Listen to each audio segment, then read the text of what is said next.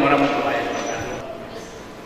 Ini satu event, satu kejadian yang akan membuat saya berpikir 12 kali dalam satu minggu ini. Karena harus cari cara untuk mengucapkan satu orasi yang bisa memenuhi dua kriteria. Ya, satu tentang ilmu pengetahuan, yang kedua tentang hubungan antara agama dan kebaikan. Itu judul buku yang saya tulis. Mana tadi bukunya?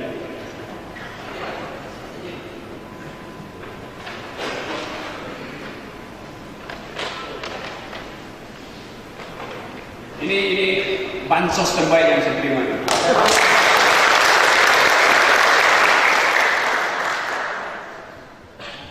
Saya bayangkan kalau presiden membagi-bagikan bansos itu dalam bentuk buku, dia akan awet, akan abadi, tidak akan busuk seperti telur. Karena kita perlukan satu sensasi dalam keadaan COVID, di mana orang akan ingat bansos Presiden Jokowi. Tapi sayang, beliau lebih memilih untuk membagi-bagikan Indomie daripada pikiran. Itu kritik saya. Indomie memang membuat badan gemuk, karbohidrat cukup. Tapi manusia Indonesia perlu nutrisi lain, yaitu ilmu pengetahuan. Dan itu yang menerangkan mengapa indeks pendidikan kita. Sorry, saya bicara bahasa Indonesia. Should I explain my origin in English atau pakai bahasa Indonesia aja? Jadi enak itu ya. Santri of religion, knowledge, country. So if you want to be one of the smartest Indonesian intellectual, then you have to be well prepared by equipping yourself with methodological point of view. And these books prove that you have all the capacity of being the next leader.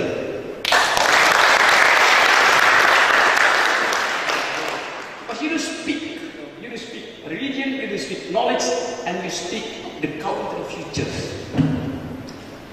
Jadi kalau disebut the second graduation, artinya the second graduation to be the next generation. Dan itu dibuktikan dengan 3 buku ini. Jadi sekali lagi, selalu ada harapan tentang masa depan. Kendati di belakang kita ada politik yang memburuk, ada ekonomi yang memburuk, ada kebudayaan yang membusuk. Tapi selalu ada hope. After all, there is a hope. Bapak tak mengatakan, but yesterday is only a dream, and tomorrow is only a vision. But today, well, make every yesterday a dream of happiness, and every tomorrow a vision of hope. Jadi saya betul-betul terkagum-kagum bahwa Mahasantri itu bisa punya inisiatif untuk membukukan pengalaman hidupnya dari umur 3 tahun sampai dia akhirnya lulus dari universitas ini. Saya baca secara cepat-cepatan. Beberapa orang menerangkan dengan sangat bagus, dengan narasi yang sederhana, tetapi memberi kita derajat estetik yang tinggi karena bahasanya membuat saya memikirkan apa yang pernah terjadi dalam hidup saya pada waktu umur 3 tahun. Puting ibunya dia masih ingat. Ada di sini. Siapa namanya yang tulis itu? Bisa dibaca sendiri. Lalu ada bagian yang jangan hancurkan masa depanmu dengan pacaran. Ditulis oleh Bayumi Nasropoid.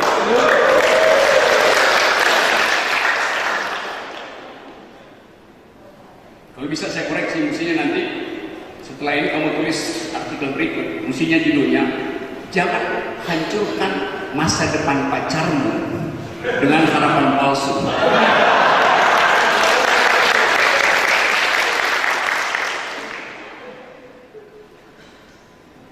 Ada bagian yang ini judulnya nih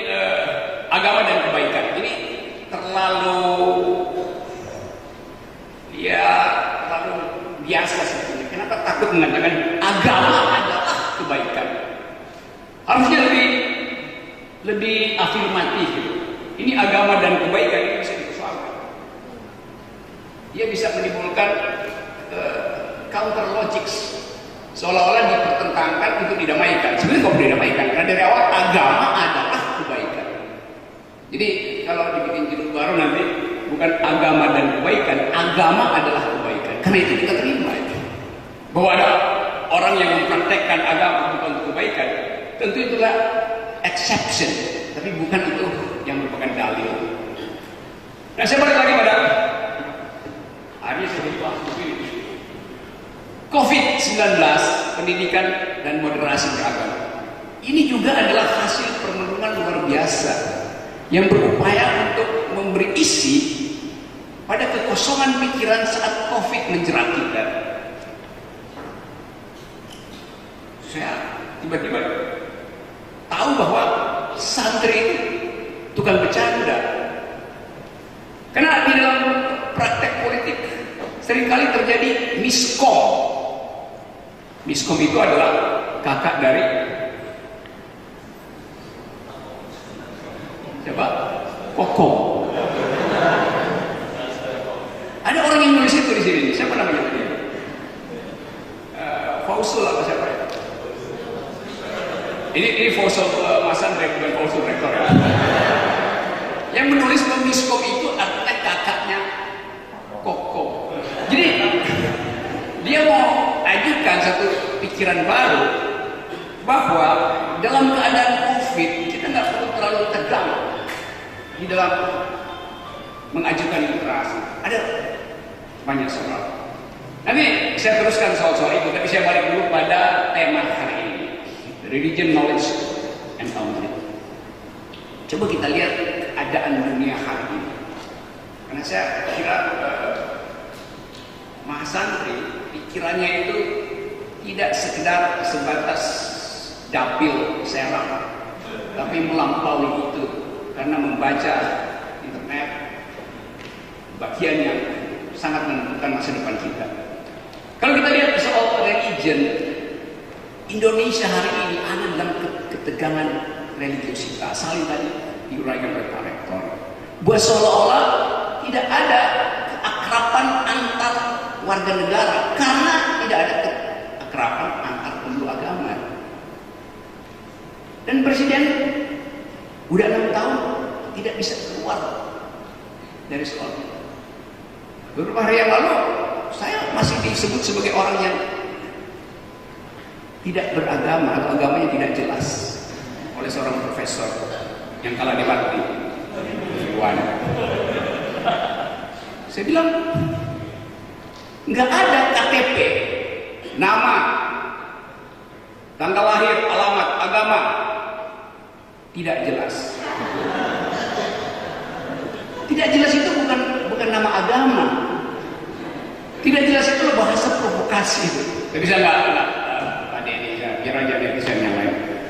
Nah, Denny sang profesor. Akhirnya dia disebut sebagai profesor dengan otak kecil. Guru besar yang berotak kecil. Nah, kita ingin agar supaya keadaan semacam ini bisa diselesaikan. Tapi sepertinya nggak akan diselesaikan karena dijadikan sebagai bisnis politik. Nama dari lembaga inilah UIN, Universitas Islam Negeri, UIN. Ini Islam Negeri, bukan intoleransi. Nanti disebut UIN artinya Universitas Intoleran. Padahal saya hadir di sini justru karena sikap demokratis dari UIN, dari Pak Fausul, dari Rektor, dari Pak Wawan yang orasinya melampaui seluruh orator di TV One.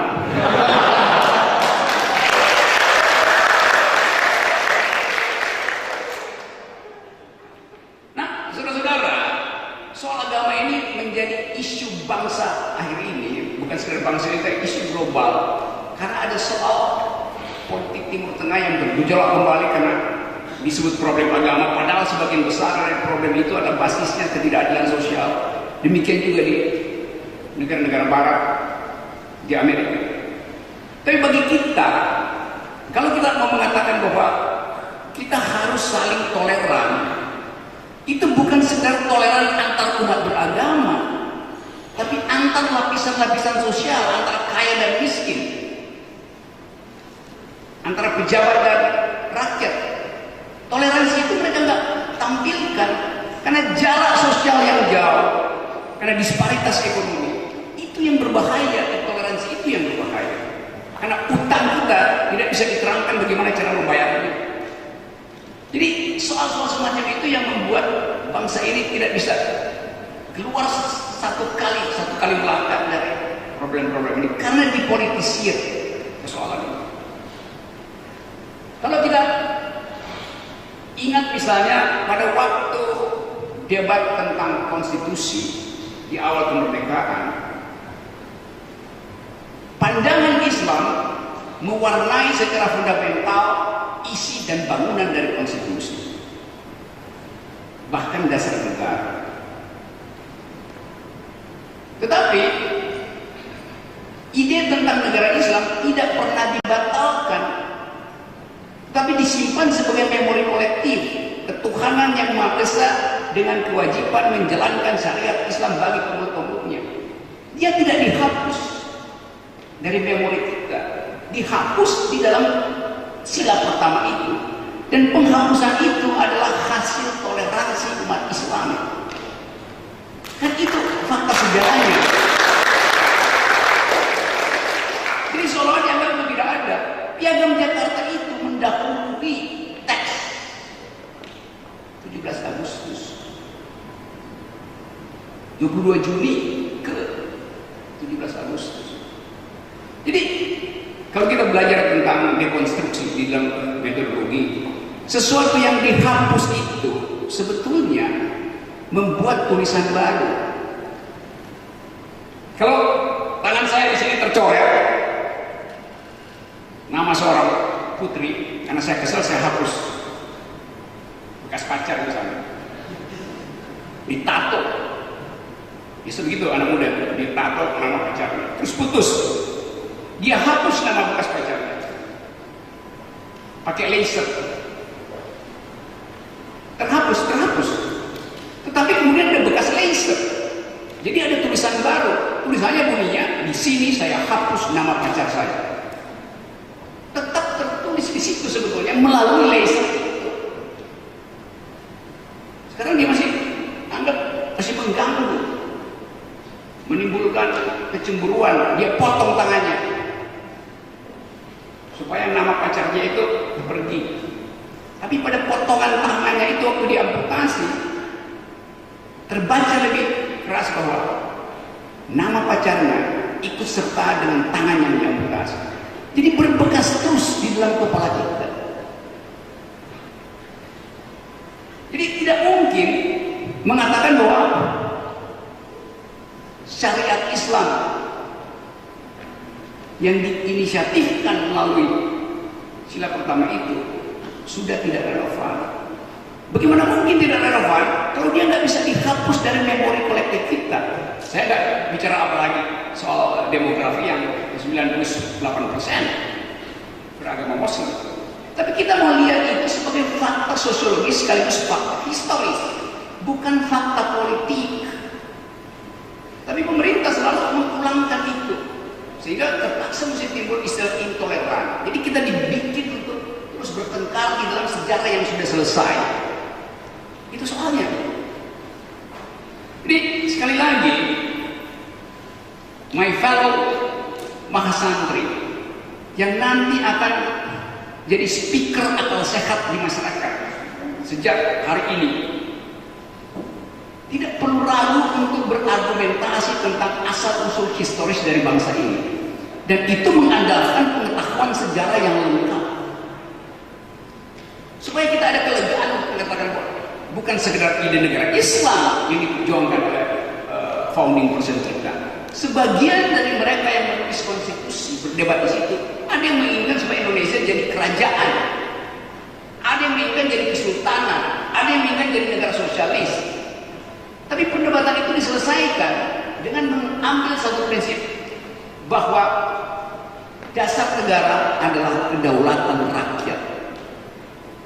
Itu kesimpulannya udah selesai. Karena itu debat soal Pancasila, Trisila, Ekasila itu debat yang tidak produktif, yang justru membuat kita bergejolak ulang. Itu dasarnya. Kenapa kita melihat ketidakmampuan rejim untuk menghasilkan keakraban berwarga negara? Itu disebabkan karena rejim tidak paham tentang sejarah negerinya sendiri. Pemerintah nggak paham sejarahnya, presiden tidak paham sejarah negeri ini.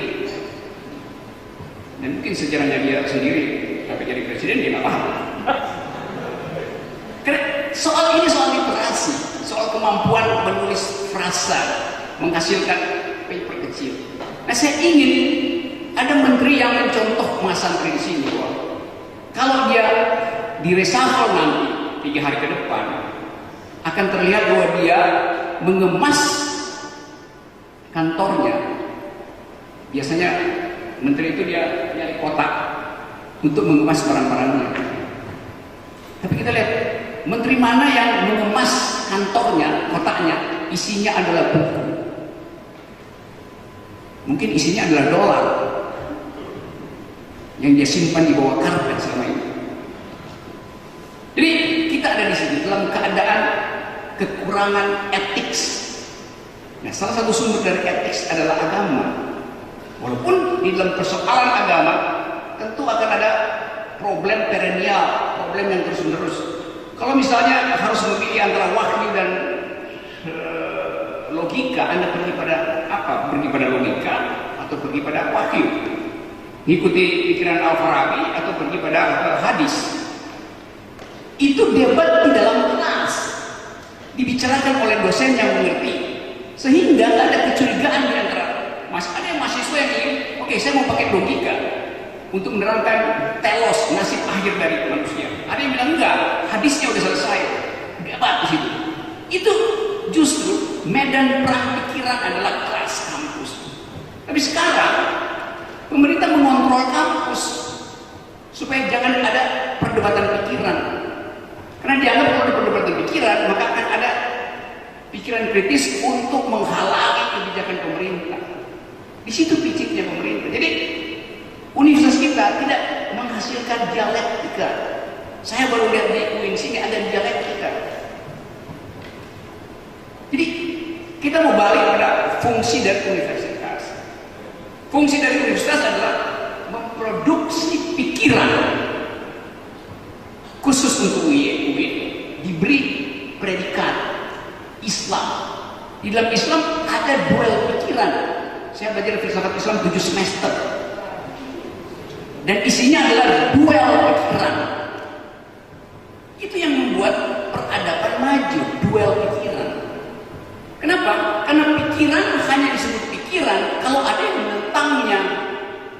Kalau Anda berpikir tidak ada yang menentang, itu artinya Anda sedang berdoa, bukan sedang berpikir. Kan itu bedanya.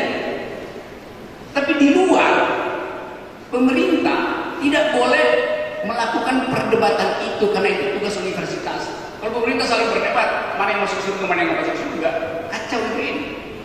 Karena bukan fungsi pemerintah untuk memperdebatkan hal-hal fundamental. Itu justru tugas dari universitas.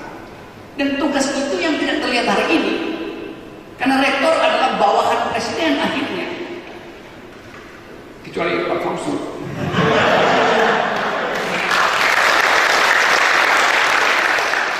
Karena memang beliau adalah bawahan presiden secara administratif, tapi bukan secara argumentatif. Argumen Pak Fauzi bebas kemana-mana. Apalagi kalau habis dikompori Pak Wawan. Meledak. Memang tugas universitas adalah meledakkan pikiran. Dengan cara itu dialektika dihidupkan. Jadi itu poin saya tentang fungsi dari universitas. Nah, mimbar semacam ini disebut mimbar akademis karena siapa yang punya dalil dia boleh mengucapkan sesuka-sukanya, apa aja ucapkan aja di sini. Nah itu betul tadi Pak Fauzi bilang silahkan ucapin apa aja, undang siapa aja. Yang penting dia bisa pertahankan argumennya dengan susunan pikiran yang koheren yang diajarkan oleh Aristoteles, logika Aristoteles yang kemudian dikembangkan secara lebih teknis oleh Al-Farabi, logician Ibn Sena. Jadi logika itu adalah fasilitas berpikir yang diberikan oleh Tuhan pada kita supaya kita tidak terlalu cemas dengan kehidupan, karena kita dituntun oleh dua energi logika dan energi iman. Iman tidak bisa dipertengkarkan, dia menuntun kita pada pemenuhan eskatologis. Logika justru dipergunakan untuk membatalkan pikiran absolut. Hanya logika yang mampu menemukan fallacies. Oh, kebijakan pemerintah bohong. Saya sering pakai itu, dia marah. Itu saya bisa tunjukkan di mana bohongnya. Tapi sebelum saya tunjukkan, caci maki udah duluan. Padahal kita sama-sama datang dari tradisi menghasilkan narasi. Jadi itu bagian pertama tentang fungsi universitas, hubungannya agama dan pengetahuan. Saya masuk pada soal yang knowledge, pengetahuan. Saya bayangkan misalnya nanti 1 dekade ke depan, 10 tahun dari sekarang, yang diwisuda di sini bukan sekedar misalnya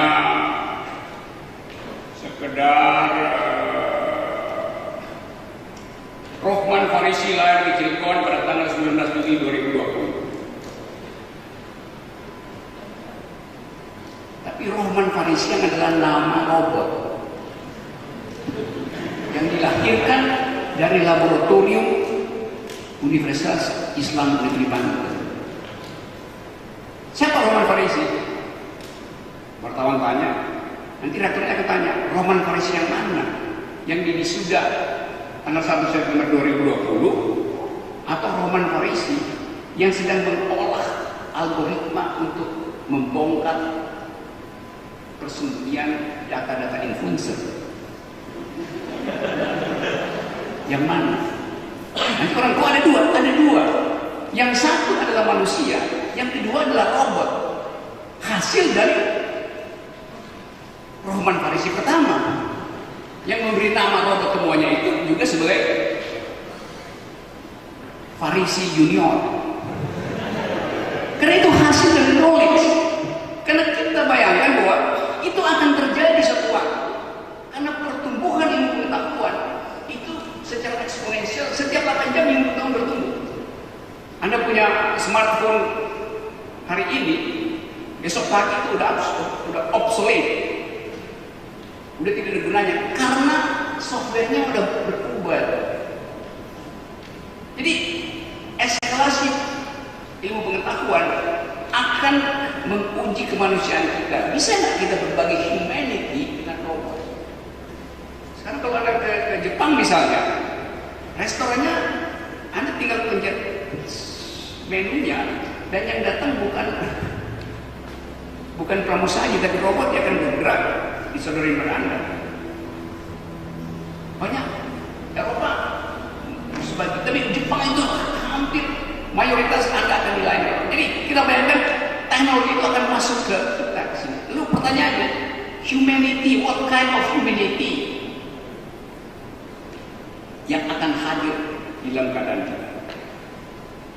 Saya pernah menerangkan bahwa satu waktu Parlemen Eropa mengundang seorang robot, atau mungkin saya robot tergantung bentuknya, ke depan sidang parlemen, sidang DPR, dan anggota parlemen bertanya pada si robot, Mas robot,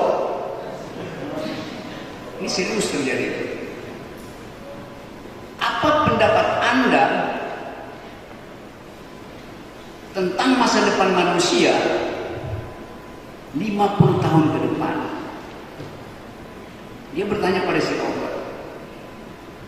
Robotnya tentu telah dibekali dengan kemampuan mengolah suara dan mengolah seluruh big data dari anggota parlemen, dan robotnya menjawab, mengapa Tuhan mencemaskan kehidupan Tuhan 50 tahun ke depan? Karena semua orang merasa manusia akan dikuasai oleh robot. Si robot bilang, justru kami bangsa robot yang mencemaskan masa depan kita, masa depan kami, bahkan minggu depan. Robotnya bilang begitu. Mengapa? Karena si robot punya kemampuan mengolah big data dalam tempo 20 detik dengan mainframe matriks 100 kali 100. Dalam 20 detik kalkulasi si robot itu bisa menemukan formula terakhir dari matematik sebenarnya. Bagi robot, kecepatan komputasinya jauh melampaui kecepatan profesor-profesor matematik di Inggris.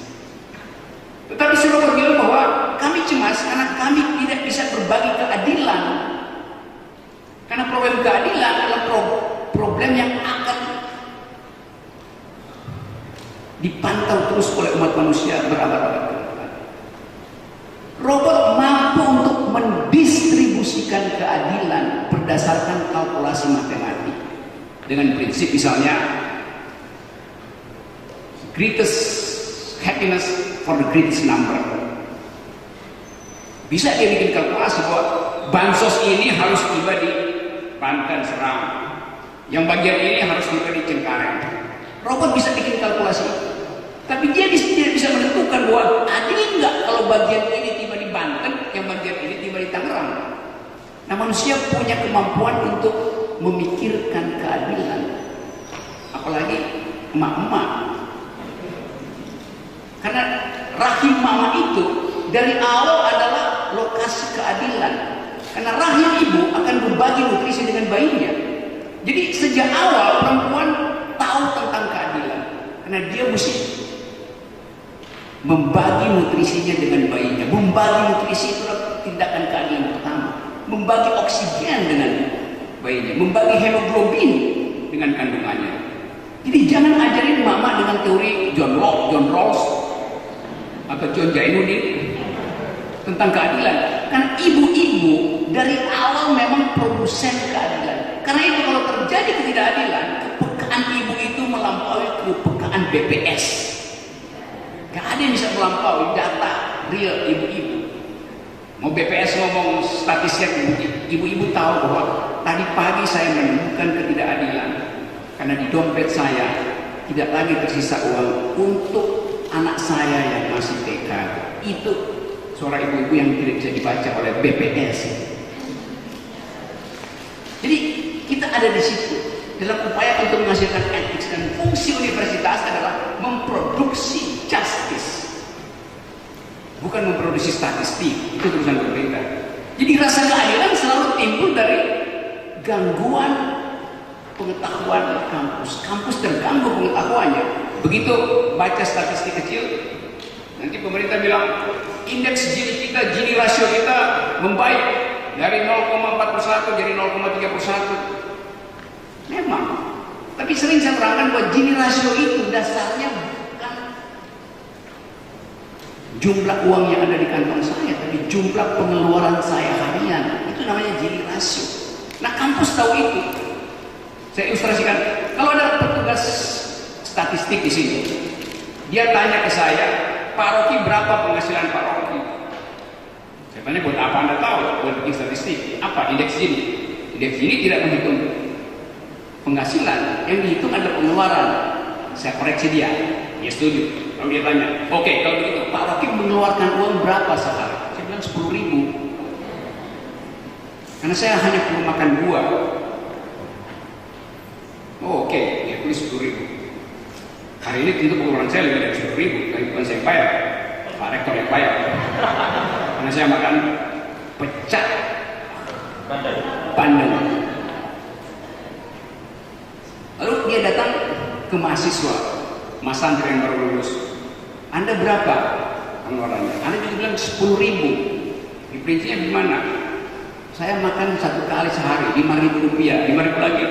Saya beli Promak supaya nggak sakit mah. Dia mengeluarkan 10.000 juga. Saya mengeluarkan 10.000 karena saya hanya mau makan buah. Dia yang mestinya makan 3 kali sehari nggak bisa lagi, karena 10.000 itu nggak bisa 3 kali sehari. Jadi terpaksa dia makan pagi banyak-banyak, buahnya dibanyakin. 5.000 lagi itu dia beli Promak untuk dia makan menahan lapar supaya nggak sakit mah selama 1 hari. Si petugas statistik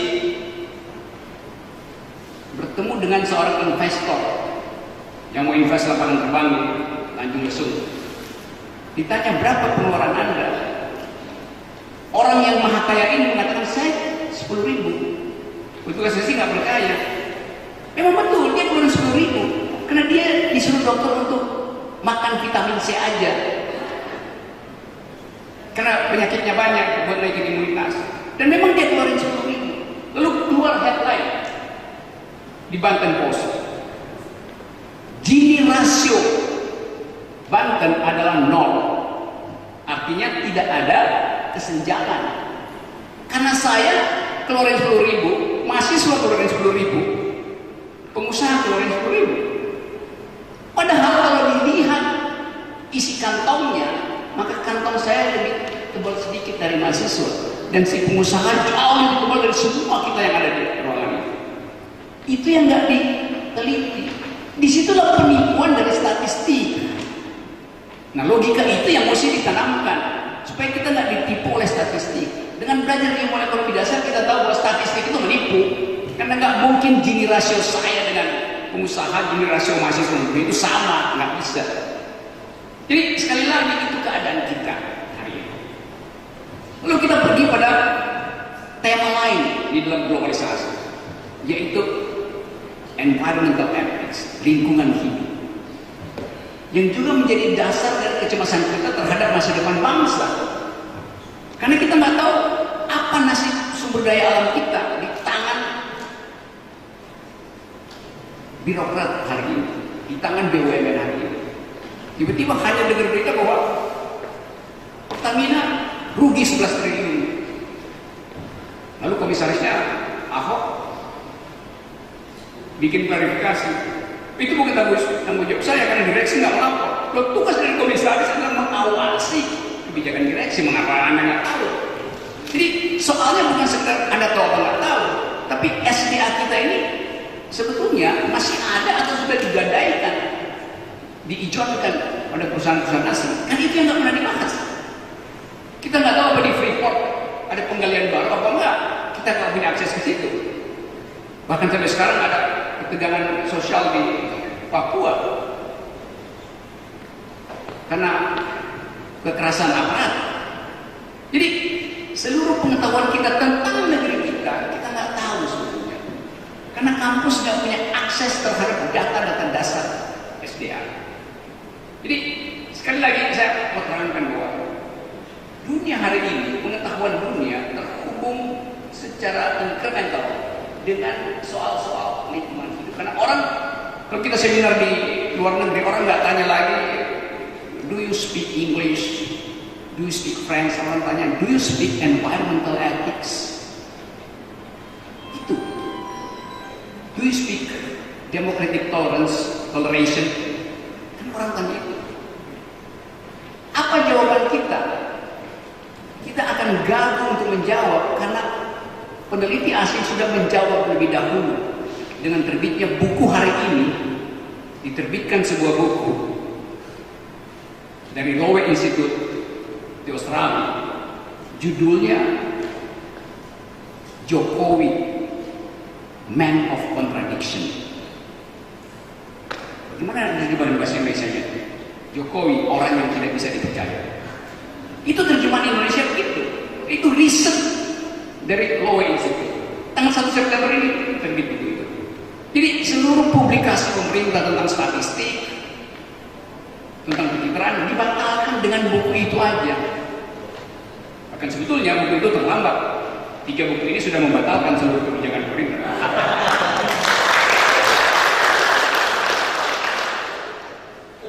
Karena mendahului apa yang mau diperdebatkan di DPR. Begitu reses dibuka persidangan pertama, tema-tema ini yang masih ada di publik. Nggak tahu DPR mau ngomong apa soal COVID. Ini tema utama yang nggak bakal selesai dalam periode DPR sekarang. Agama dan kebaikan juga tema yang nggak akan selesai. Jadi UIN mengkompilasi sebetulnya seluruh tema yang mungkin baru mau dibicarakan semester depan. Anda udah lakukan di sini.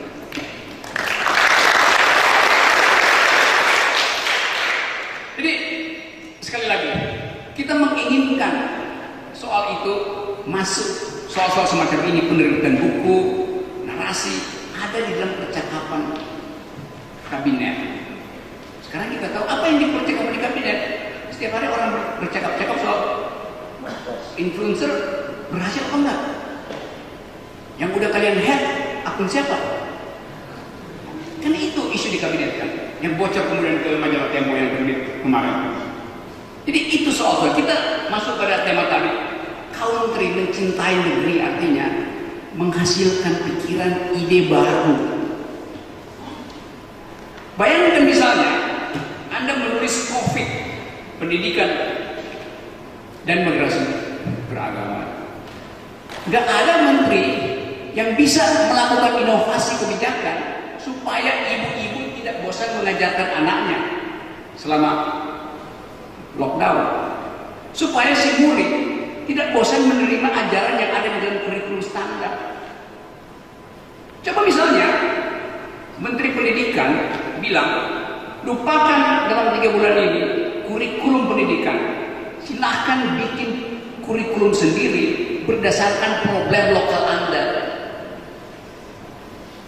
Baca puisi misalnya, lalu ibu dan anak itu sama-sama baca puisi, terus nanti ada guru dari UIN Banten misalnya menerangkan apa artinya narasi dari puisi itu, apa sejarah dari si poet, dari si sastrawan. Lalu berkembanglah pikiran 2 hal tentang pendidikan kesenian dan sejarah manusia. Terjadi percakapan di dapur sempit, maka ibu itu nggak bosan karena itu dapat pengetahuan dari anaknya. Anaknya dapat keterangan baru dari percakapan dengan ibunya. Kan itu yang terjadi kan biasanya. Atau ada film, Departemen Pendidikan bilang nanti akan disebar melalui WA. Film pendek, silahkan ibu-ibu dan anak-anak berdiskusi. Itu setelah sholat maghrib, ibu-ibu dan anak-anak itu langsung kita nonton filmnya, lalu kita diskusi. Nggak akan terjadi kebosanan di sini. Nggak akan ada keluh mak, bosan saya menerangkan matematik, geografi. Jadi kecerdasan lokal itu dituntut untuk menghasilkan harapan terhadap negeri dalam keadaan COVID sekali. Nggak ada keluar program seperti ini. Nah, saya balik pada soal tadi. Salah satu problem kita hari ini dalam soal country tadi, love country, country of country, soal kedaulatan NKRI yang sering kali kita bicarakan. Setiap kali Presiden bicara bahwa kami berdaulat, iya, tapi kedaulatan itu artinya kemampuan untuk attacking the impossible. Buat attacking itu, pertanyaan peralatan perang kita berapa banyak sih? Kalau terjadi konflik di Cina Selatan antara Amerika dan Cina hari ini, berapa mampu kita bertahan supaya tidak terseret dalam konflik itu? Kalau kita terseret, berapa mampu persenjataan kita menghalangi invasi ke dalam NKRI? Dengan kemarin daya tahan kita berapa lama sih? 14 jam. Karena peralatan kita usang. Udah pasti kita takut kali. Udah pasti kalau kena ini perang di Cina Selatan. Apalagi kalau negara barat menganggap bahwa Indonesia itu proksinya Cina, maka stop Indonesia, kita bantu dengan medis. Bayangkan kalau buku tadi yang disebut Jokowi Man of Contradiction, di dalamnya juga berisi bagian itu. Itu kecemasan Australia, melihat bahwa Indonesia proksinya kok ke Cina. Padahal Australia punya pengalaman historis pada zaman kemerdekaan. Kenapa bisnisnya nggak dengan Australia? Kenapa perjanjian keamanan tidak dengan Australia? Padahal Australia menganggap walaupun mereka bangsa kulit putih, tapi dia dekat dengan Asia daripada Eropa atau Amerika. Nah itu dia menganggap bahwa dia adalah Asia putih. Itu juga dibongkar dalam. Jadi daya tahan kita sebetulnya dangkal sekali. NKRI harga mati, yang mati dalam 14 jam. Karena itu makanya, kalau Amerika misalnya atas dasar klaim bahwa Indonesia proksi Cina, dia kunci Laut Cina Selatan. Armada Amerika itu turun dari Okinawa masuk ke Pakistan, Singapura, dan dari Filipina naik ke Okinawa. Jadi dikunci di situ Cina Selatan. Dikunci dalam 14 jam. Kentang masih kita impor lewat Cina Selatan, Laut Cina Selatan. Bawang putih lewat sini. obat-obatan lewat situ. Begitu dikunci, berapa banyak ibu-ibu yang sedang melahirkan tidak punya lagi antibiotik di puskesmas. Karena jalur impor itu kita dikunci oleh superpower. Jadi berapa banyak generasi yang akhirnya hilang karena infeksi kandungan keguguran yang tidak bisa dilahirkan secara sehat. Apalagi kalau kita ingat bahwa 9 juta penduduk Indonesia sekarang yang balita itu mengalami stunting, kekurangan gizi. Bagaimana mungkin pemerintah bikin program kita akan jadi bangsa besar nanti 10 tahun ke depan? Loh, yang sekarang itu sedang mengalami kekurangan gizi ada 9 juta millennials, calon millennials. Kekurangan gizi di usia formative years antara 5 sampai 7 tahun itu artinya otaknya tidak akan berkembang 25%. Itu udah jadi rumus gizi kesehatan. Kalau kekurangan gizi yang namanya stunting, otak anak-anak itu tidak mungkin berkembang, akan drop 25%. Bagaimana berkompetisi dengan otak yang drop 25%? Lalu kemana uang gizi itu yang mestinya adalah hak dari anak-anak itu? Kemana nutrisi itu?